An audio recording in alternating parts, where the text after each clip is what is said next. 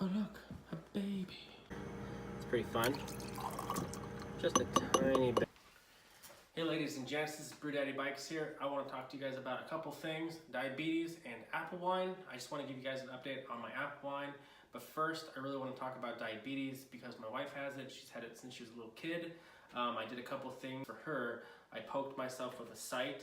She's connected to a pump, and she also has a glucose sensor. So I poked myself with one of those and I kept it in for a day.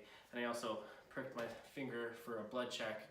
And I don't know, she's done probably near 70,000 blood sugar checks, a poke on her finger.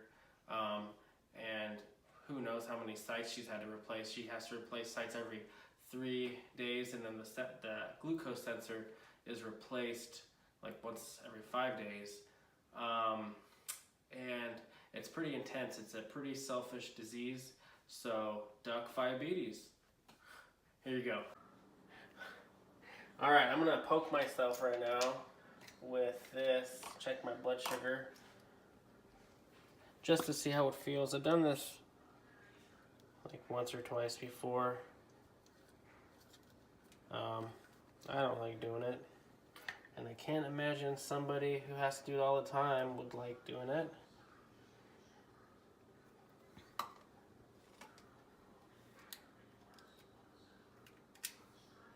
And do I just push that? Yep. Ow. I wouldn't recommend that finger. Why? Because your pointer finger has all the nerves in it. Well, there it is.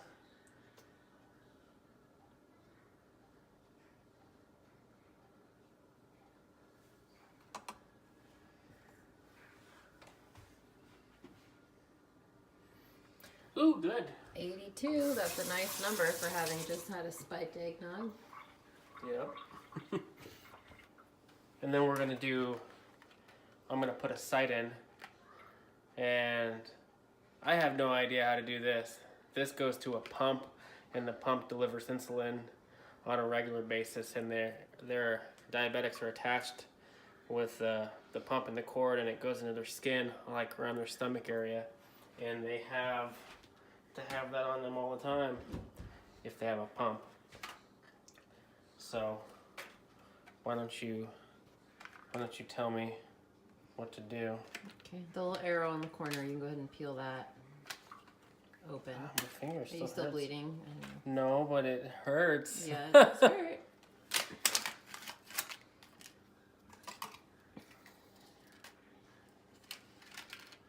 Try doing it 70,000 times. I know. You're gonna be just pulling that little blue plastic sheath straight off the needle. Not right now. Okay. Because I'm gonna have you, like you should go ahead and like tuck up your shirt and stuff. You wanna go at like a slight angle, say like 30 degrees-ish. Mm-hmm. About like that. Yeah, I'm nervous. It's a really weird feeling, like even after 19 years, I'm still not used to like stabbing needles into my skin. I still have like a moment of hesitation every time I do it, even though I'm so used to it. So I just stick it in like that? Yep.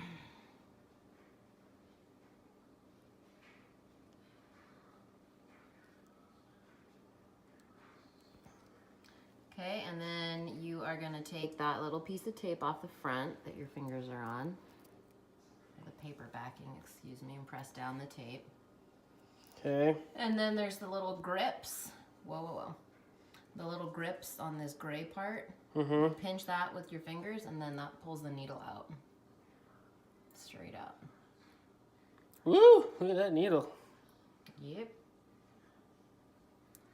And then you grab the little wing of that paper backing and you pull that off. So the concept here is similar to an IV where you have a needle that's covered with a little plastic cannula. And so Rick just put the plastic cannula under his skin and then pulls the needle out, which leaves the cannula in. That actually didn't hurt at all. Nothing. Like it didn't hurt at all. Well, that's it's good. Sometimes they don't hurt and you can't even feel it. But sometimes you'll hit some kind of... No, I mean, like, it just went in and it didn't feel like anything. Yeah. That was weird, though. But look at how long this needle is. I mean, obviously, the whole thing didn't go in. But, yeah. And now, I would be attached to a tube like this. It would be right here. And then this would attach to a pump, which is right, yeah. Which is attached to me.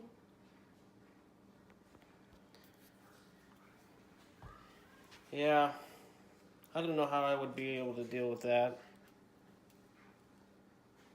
We should have you leave that in Sure. and sleep with that on and stuff and see how that feels. Yeah. You don't That's have so the little weird. ball and chain part of it, but... Neat. All right. There you go. How do I take this out? It's been a day. So... And what was it like? Did you notice it was there? Yeah, a little bit.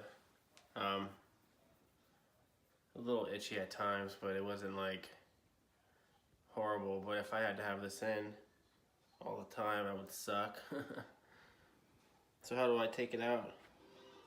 Just peel it off, kind of like a Band-Aid.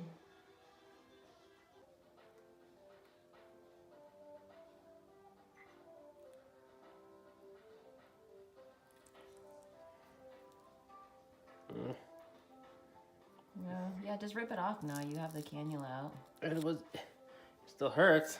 Yep. Ugh. It's like a Band-Aid. Faster is better, though. Is it bleeding at all? A little bit.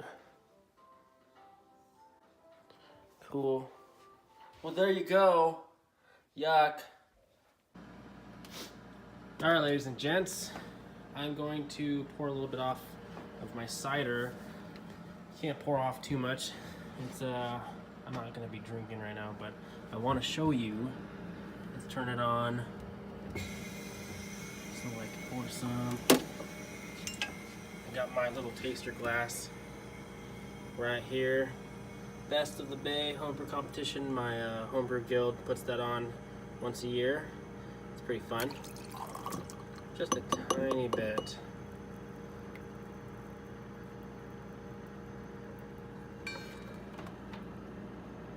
And yeah. Ooh, I gotta turn this off. Oh look, a baby. So this guy, it's about 16 to 17% ABV. I was totally blown away by it because I thought the yeast didn't work. I thought it was dead yeast, and lo and behold, I didn't realize this about champagne yeast, is that it doesn't look very active. So I opened it up. There was almost no crossing. There was no bubbles. Like, there wasn't anything. So I thought it was dead, and it was just like 5 days.